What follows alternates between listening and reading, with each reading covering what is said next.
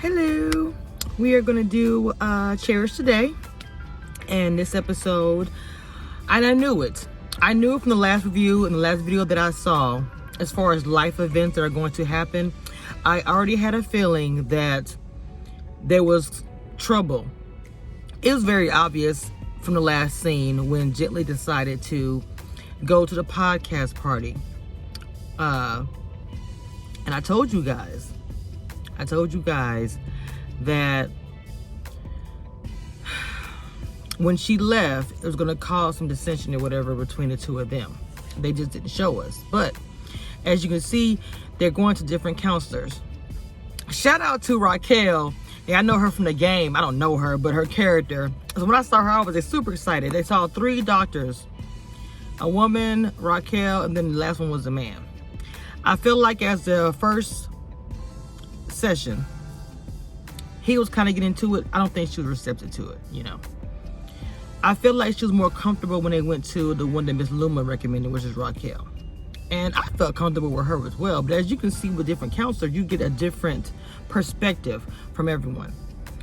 From the very first time they sat down talking to the counselors, Gently and Evan were working through issues that had been between them for a long time. Since the beginning when they very first met. Little small things I would mention.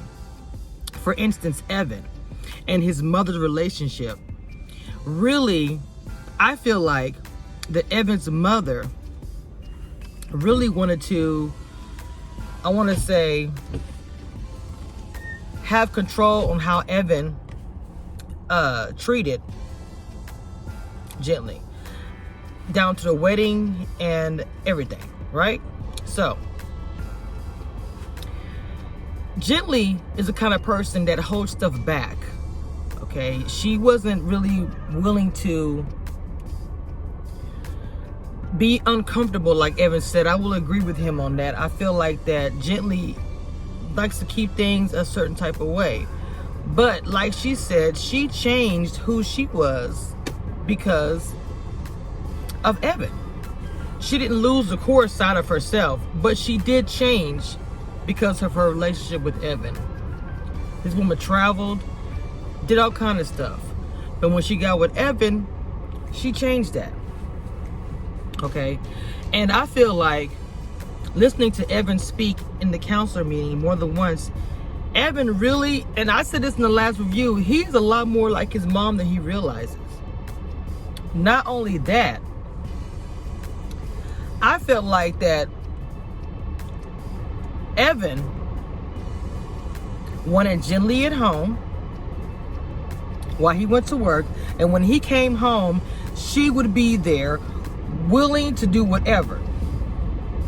Now, some men may not want to admit it, but when you put Evan and Gently in this room with doctors who were talking to them, the one thing I did receive from Evan is that he did want his wife to be home and take care of her. Now, we haven't gone too deep in Evan's parents and how their dynamic and how they worked. But one thing I did notice, the mother did cater to her family. So I don't know if she worked or not.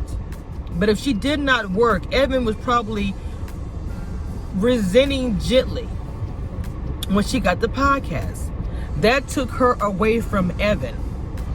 And Evan did not like that. Now, one thing I will bring up is when they spoke about the partner. Gently brought it up and she said she felt like that Evan was wrong how he treated his business partner. He was his boy. He started his company with his boy, which obviously did not work out. So, that last video, that last show we saw, the last review I did, when I spoke a bit about Evan, his career, that meeting he had with her, that lady, it obviously didn't go the way he wanted to. His business did not do well. Okay, he's out of that. He was the CEO of his own company. Okay, his business partner's team leaked out information, and when they wanted, the investors wanted to, get somebody who's the one who did it, he turned his friend in. It was a survival of the fittest. It's either me or my friend, and I do understand that. I actually do understand that. But Gently doesn't come from that world. See, they come from 2 different worlds, so they're gonna see things 2 different ways. Okay. Mind you, I like it how they went back and when Gently, I was half paying attention when I first started watching the show. When Gently first introduced the guy that I called her dad, Ben, she said, my parents. Let me introduce you to my parents. So I wasn't paying attention. So as they go back and forth and remember the good and the bad and where they are now, the ugly, at the end of the day, they still love each other. They're going through it. It's a marriage. I knew that it was going to be a point. And I love how they go through the timeline because Evan's niece does love Gently because she was one of the ones that came into her life where her hair wanted to be different. Her mom didn't want to deal, didn't like it. Her changes she was going through. And she was kind of like that auntie that was like, hey, I'm cool with the different looks, blah, blah. The dynamics of both families, because I felt like that Evan's dad liked Gently and obviously Ben liked Evan. Evan didn't even know that Ben told her he is the one for you. This is the one you need to be with. And he didn't even know that. And that affected him when she said that. Right? So, I'm sorry, I was a little hot. I was like, I had to cut the air real quick. The different people that came into their lives that made them who they are, at the end of the day, the reason why they were fighting with each other was because they are different. And Evan wants that old school relationship where his wife is at home. It took Gently her whole life to find what she wanted to do. When he met her, she was still in the process of finding herself. She just stopped.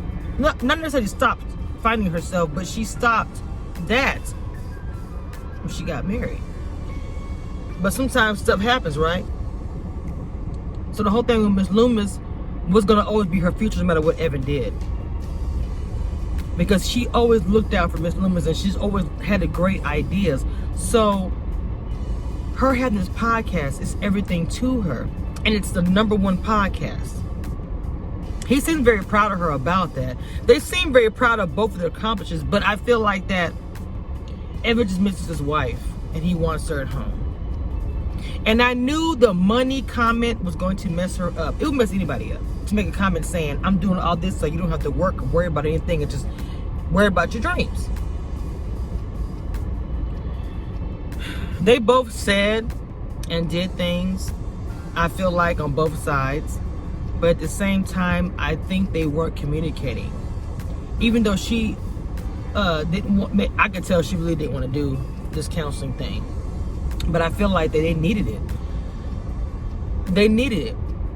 The last counselor that they went to, when they were sitting around each other, they were laughing. And I was like, okay. This is a different level. Because now they're laughing, they're being more comfortable. It took them to get to this third therapist to start feeling it. And so when people say go to different counselors, I get what they're saying. They could really say they got something out of seeing all three of them. But the last one was one that I feel like it made strides. They really got into it. They got into an argument. Things came out. She was like, you just want me to be at home, but you don't want to support my dream. He's looking there like, I've always supported you. He went against his mom for her. But just because you did those things for her, when she needs support, when she really wants it, you don't want to do it. And you can't just say, because I supported you in the past, that means that anything that happens in the future, it's like, I supported you before, so that should be enough. No, it's not. So the very last scene where they're holding each other, looking at each other, and she starts to cry. No words needed to be said. It was all in their faces. So, this was a deep one, Ava. A deep one. But this is what you call being an adult. This is what you call being in the world. Stuff happens. And you going to a counselor sitting down means you actually want your marriage to work. And because marriage is work, it's not necessarily, like he said, the counselor said, Instagram, king and queen, selfie. No, it's this stuff right here. It's the work. And once you do the work, you continue to work. Very good episode. That's my review of Cherish today.